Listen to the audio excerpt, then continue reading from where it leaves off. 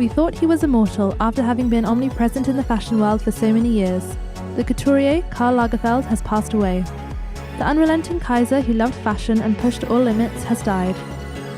He was born in Hamburg, Germany in 1933 or 1935. He's never revealed his exact date of birth, his only coquetry. He received a cosmopolitan education that drove him to complete his studies in Paris. At 17, he won the Wool Secretariat contest. Pierre Balmain released his piece and took him on as his assistant. He started out in couture. He then became Jean Patou's artistic director. At a very young age, such curiosity led him to deepen his knowledge of music, architecture, and history. A pioneer in the 60s, he began a career as a freelance stylist and started to work with the Fendi sisters in 1965, the longest continued collaboration, coupled with such a strong friendship.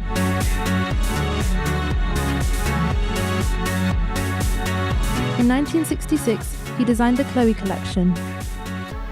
In 1983, he entered Chanel as an artistic advisor and interpreted Gabrielle's Insolent Spirit, the classic black and white, the famous little black jacket and branded accessories. Claudia Schiffer, Ines de la Fressange became, thanks to him, star models. He retranslated this classic tweed over the seasons and highlighted the savoir-faire of the ateliers, always pushing technical prowess further. The Lagerfeld spirit was born in 1984, when Karl launched his own label. Graphics and modernity were reflected in his house. Karl moved away from the past and projected into the future. Multi-dimensional, it was in 1987 that Karl, the photographer, went behind the camera lens and took pictures for his own press releases and ad campaigns, but also photographs for prestigious magazines. After finding a lean silhouette filled with lightness, the Kaiser made his image as a worldwide iconic character. He himself became a real star, with white hair tied up in a ponytail, a hidden look behind dark glasses, a renowned witty speaker, moving cameras and photographers around for every trip.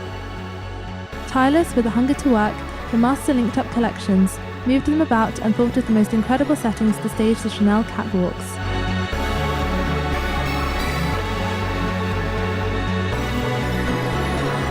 Moi j'ai fait ça comme d'autres respirent, je veux dire, je n'ai jamais fait autre chose de ma vie. I do this just like others breathe. I've never done anything else in my life, and I am no longer like some of my colleagues who think they're almost too good for the job and that everything revolves around it, and this suits me very well.